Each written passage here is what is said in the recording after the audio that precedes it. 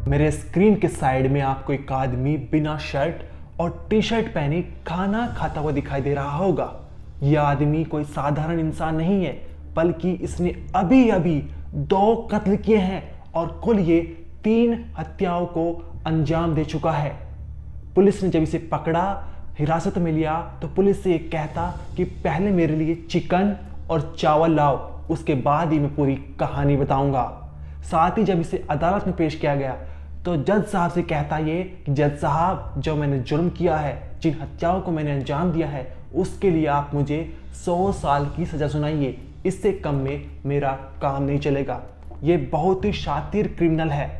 ये कहता है कि बाघ जैसी स्पीड है मेरी, पुलिस तो मेरा बाल भी बांका नहीं कर सकती, पुलिस के हर मोमेंट से एक कदम आगे चलता हूं मैं। 28 जनवरी के दिन इसने सुधाकरण और उसकी मां लक्ष्मी की हत्या चाकू घोंपकर कर दी। सुधाकरण और उसकी मां लक्ष्मी की जो हत्या की कहानी है वो 5 साल पहले एक कहानी से जुड़ी हुई है। दरअसल 5 साल पहले चिंतामणि ने सुधाकरण की वाइफ सजीता की हत्या की थी और फिर ये जेल में चला गया था। जेल से छूटा तो सुधाकरण और उसकी मां को भी मार दिया। 2 हत्याओं को अंजाम देने के बाद चिंतामणि पहाड़ों में जाकर छिप गया था। वहां से पुलिस के हर मूवमेंट, उनकी हर जांच पर नजर रखे हुए था ताकि उनसे एक कदम आगे चल सके। इसके बाद पुलिस 24 से 36 घंटे हो गए थे, लेकिन उनको कोई सुराग नहीं मिला था कि चिंतामणि कहाँ छुपा हुआ है। लेकिन फिर पुलिस को पता चलता है कि चिंतामणि एक भुक्कड़ किस्म का आदमी है, उसे भूख बर्दाश्त नहीं हो सकती। इसके बाद पुलिस एक ऐसा जाल बिछाती है कि चिंतामणि उसमें खुद आकर फंस जाता है। इस वीडियो में हम आपको बताएंगे कि चिंतामणि ने पहले 2019 में सजीता और फिर 2025 में उसके पति और सास की हत्या क्यों की। इसके पीछे की जब आप कहानी जानेंगे तो आपके रोंगटे खड़े हो जाएंगे, क्योंकि इसके पीछे की जो कहानी है बहुत ही रहस्यमयी और भयानक है। साथ ही आपको वीडियो में जानने को मिलेगा कि पुलिस ने कैसे चिंतामणि को पकड़ा। दरअसल चिंतामणि को पकड़ने में उसके ही भाई ने पुलिस की मदद की थी। चिंतामणि के भाई ने पुलिस को कुछ ऐसा बताया था जिससे पुलिस को काफ़ी मदद मिली और बहुत ही आसानी से पुलिस ने चिंतामणि को पकड़ लिया। इस वीडियो में आपको हम चिंतामणि ने क्यों वो बार बार हत्याओं को अंजाम देता था, इसके पीछे का भी राज बताएंगे। नमस्कार, मेरा नाम अनिरुद्ध पवार, आप देख रहे हैं क्राइम तक। ये जो पूरा मामला है वो केरल के पलक्कड़ जिले का है। यहाँ पर चिंतामणि अपनी वाइफ और बच्चों के साथ बड़े ही खुशहाली से जीवन जी रहा था। लेकिन बात है साल 2019 की, जहाँ पर उसकी वाइफ और उसके बच्चे उसे छोड़कर चले जाते हैं। वो बहुत परेशान हो जाता है। वो अपनी वाइफ से कहता है कि मेरे पास वापस आ जाओ, लेकिन उसकी वाइफ नहीं आती। इसके बाद चिंतामणि एक तांत्रिक के पास पहुँचता है, उसको अपनी पूरी गाथा सुनाता है कि मेरी वाइफ और बच्चे मुझे छोड़कर चले गए हैं और वापस नहीं आ रहे हैं। तांत्रिक इसे कहता है कि जो तेरी वाइफ तुझे छोड़कर गई है उसके पीछे एक लंबे बाल वाली महिला का हाथ है। लंबे बाल वाली महिला ने तेरी वाइफ के ऊपर जादू टोना करा दिया है, जिसके चलते तेरी वाइफ और बच्चे तुझे छोड़कर चले गए। चिंतामणि तांत्रिक की बात में आ जाता है और वो लंबे बाल वाली महिला यानी सजीता यानी सुधाकरण की वाइफ, जिसकी हत्या उसने 2019 में की थी, उसके पीछे वो पड़ जाता है। वो सुधाकरण के घर में पीछे के दरवाजे से जाता है और चाकू से सजीता की हत्या कर देता है। इसके बाद उसके ऊपर केस चलता है, उसे जेल भी होती है। लेकिन 2024 में ही वो यानी 1 महीने पहले ही वो जेल से रिहा हुआ था जमानत पर, जिसके बाद वो एक खाद की कंपनी में काम करता है, लेकिन वहाँ उसे नौकरी से निकाल दिया जाता है। जिसके बाद वो सुधाकरण और उसकी माँ लक्ष्मी की हत्या की प्लानिंग करता है। सुधाकरण 54 साल का और उसकी माँ लक्ष्मी 78 साल की। 28 जनवरी के दिन सुधाकरण जैसे पहले 2019 में सजीता की हत्या की थी, उस तरह से ही सुधाकरण और लक्ष्मी की भी हत्या कर देता है। हत्या करने के बाद ये तो पहाड़ों में जाकर छिप जाता है, लेकिन सुधाकरण के जो बच्चे होते हैं उनका रो रो कर बुरा हाल हो जाता है।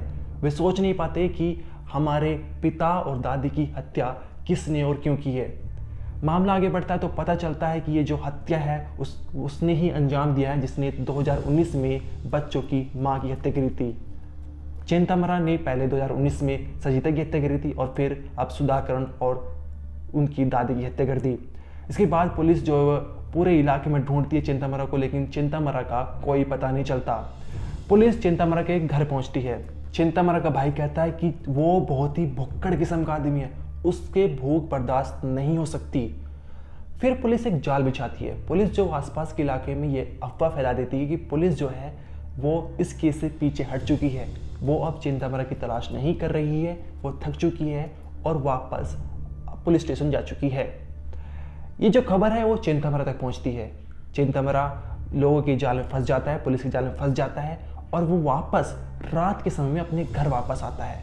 घर वो वापस इसलिए आया था कि ताकि कुछ चावल और कुछ सामग्री ले सके, ताकि वो पहाड़ों में जाकर खाना बनाए और कुछ दिन अपने वहीं बिताए। लेकिन जैसे ही वो घर वापस आता है तो पुलिस उसका इंतज़ार कर रही थी। पुलिस के जाल में फंस जाता है और पुलिस उसे पकड़ लेती है। लेकिन चिंतामरा पुलिस से कहता है कि पहले मुझे चिकन और चावल ला कर दो, उसके बाद मैं पूरी कहानी बताऊंगा। पुलिस उसके लिए चिकन और चावल का इंतज़ाम कराती है, लेकिन यहीं उसका पेट नहीं भरता। चिकन और चावल के बाद चिंतामरा ऑमलेट और इडली की डिमांड करता है। पुलिस उसके लिए वो भी रखती है। जब ये उसका पूरा पेट भर जाता है तो वो कहता है कि हाँ, मैंने ही सुधाकरण और उसकी माँ लक्ष्मी की हत्या करी थी और 5 साल पहले सुधाकरण की वाइफ सजीता की हत्या की थी। यह हत्या मैंने इसलिए की थी क्योंकि सजीता ने और उसके परिवार ने मेरी वाइफ के ऊपर जादू टोना करा दिया था।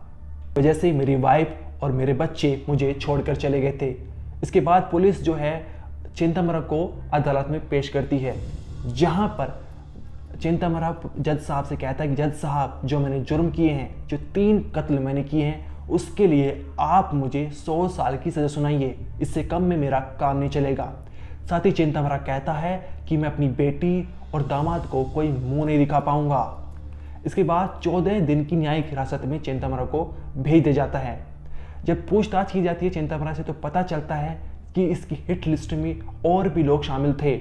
3 हत्या तो ये कर चुका था चिंतामरा, सुधाकरण, उसकी वाइफ सजीता और उसकी माँ लक्ष्मी की हत्या कर चुका था। इसके अलावा सुधाकरण की बेटी और सुधाकरण के दामाद भी इसके हिट लिस्ट में शामिल थे। सामने ये भी आया कि कुछ और भी इसके निशाने फेंटे जिनकी हत्या करना चाहता था। ये कैसे इंसान की कहानी थी जो एक तांत्रिक के बकाए में आ जाता है, जिससे ये पहले सजीता की हत्या करता है और फिर सुधाकरण और उसकी माँ लक्ष्मी की भी हत्या कर देता है। साथ ही इसकी जब आप मानसिकता देखेंगे तो आपको पता चलेगा कि ये साधारण क्रिमिनल नहीं है, एक सीरियल किलर है जिसको हत्या करता है, जिसको हत्या का कोई पछतावा नहीं होता है।